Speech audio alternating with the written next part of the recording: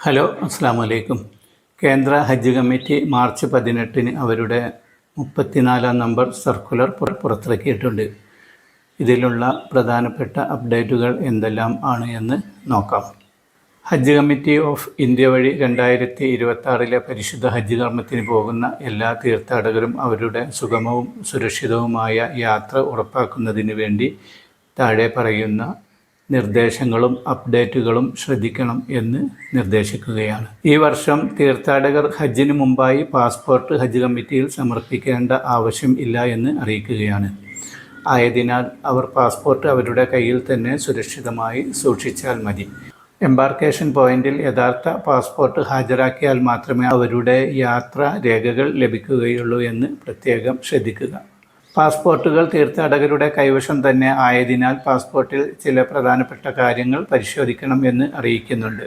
ഒന്നാമതായി പറയുന്നത്, പാസ്പോർട്ടിന് 2026 ഡിസംബർ 31 വരെയെങ്കിലും കാലാവധി ഉണ്ടായിരിക്കണം. അതുപോലെ പാസ്പോർട്ട് നല്ല രീതിയിൽ, അതായത് കീറിയതോ അല്ലെങ്കിൽ പേജുകൾ നഷ്ടപ്പെട്ടോ ആയ നിലയിൽ ആയിരിക്കരുത്. കൂടാതെ സ്റ്റാമ്പിങ്ങിൻ്റെയും മറ്റും ആവശ്യത്തിനായി കുറഞ്ഞത് 2 ഒഴിഞ്ഞ പേജുകളെങ്കിലും ഉണ്ടായിരിക്കണം. അതുപോലെ ഹജ്ജ് യാത്രാ രേഖകളുമായി പാസ്പോർട്ടിലുള്ള പേര്, ഫോട്ടോ, മേൽവിലാസം മുതലായവ പരിശോധിക്കണം എന്നും എന്തെങ്കിലും തെറ്റുകളുണ്ടെങ്കിൽ അത് ഉടൻ തന്നെ ഹജ്ജ് കമ്മിറ്റി ഓഫീസുമായി ബന്ധപ്പെട്ട് പരിഹരിക്കണം എന്നും അറിയിക്കുന്നുണ്ട്. തീർത്ഥാടകർ ഹജ്ജ് കമ്മിറ്റി വെബ്സൈറ്റിലോ സുവിധ ആപ്പിലോ ലോഗിൻ ചെയ്ത് അവരുടെ ഫ്ലൈറ്റ് ബുക്കിംഗ് പരിശോധിച്ച് അതിനുശേഷം ജനറേറ്റ് ചെയ്യുന്ന രസീതി സൂക്ഷിക്കണം. പിന്നീട് എംബാർക്കേഷൻ പോയിന്റിൽ വെച്ച് ഹജ്ജ് യാത്രാ രേഖകൾ ശേഖരിക്കുമ്പോൾ ഈ രസീതിൻ്റെ ഒപ്പിട്ട കോപ്പി ആവശ്യമായി വരും എന്ന് നിർദ്ദേശിക്കുന്നുണ്ട്. ഇതിനുള്ള പ്രത്യേക സർക്കുലർ പിന്നീട് പുറപ്പെടുവിക്കുന്നതാണ്. തീർത്ഥാടകർ അവരുടെ വിമാനം പുറപ്പെടുന്നതിൻ്റെ 48 മണിക്കൂർ മുമ്പ് എന്നതിന് പകരം 24 മണിക്കൂർ മുമ്പ് ഹജ്ജ് ഹൗസിലോ അല്ലെങ്കിൽ എംബാർക്കേഷൻ പോയിന്റിലോ റിപ്പോർട്ട് ചെയ്യണം എന്നാണ് അറിയിക്കുന്നത്.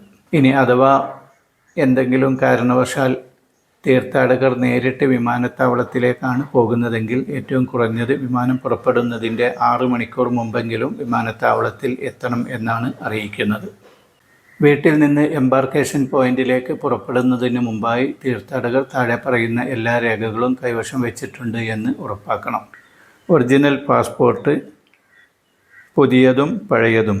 പഴയ പാസ്പോർട്ടിലാണ് വിസ നൽകിയിട്ടുള്ളതെങ്കിൽ.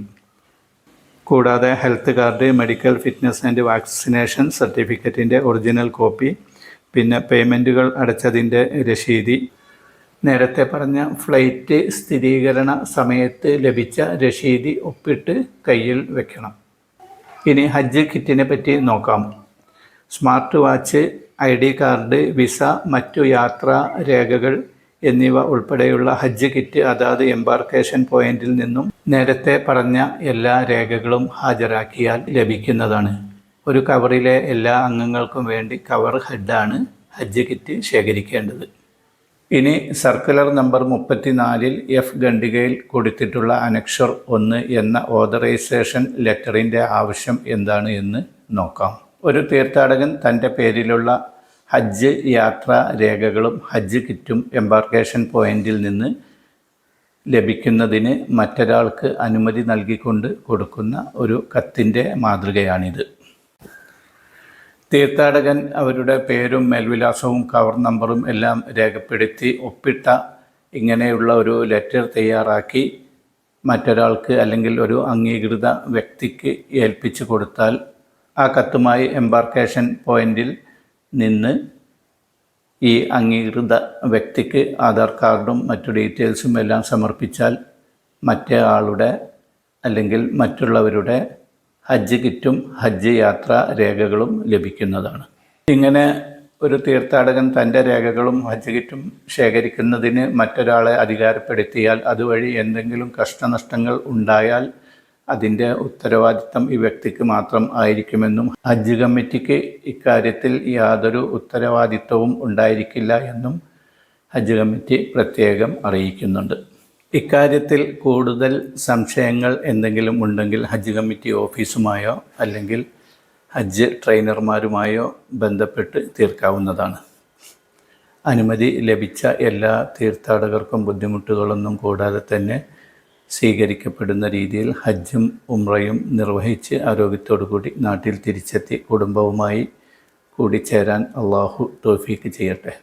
നിങ്ങളുടെ പ്രാർത്ഥനകളിൽ ഞങ്ങളെ കൂടി ഉൾപ്പെടുത്താൻ മറക്കരുത് എന്നുകൂടി അപേക്ഷിക്കുകയാണ്. അസ്സലാമു അലൈക്കും.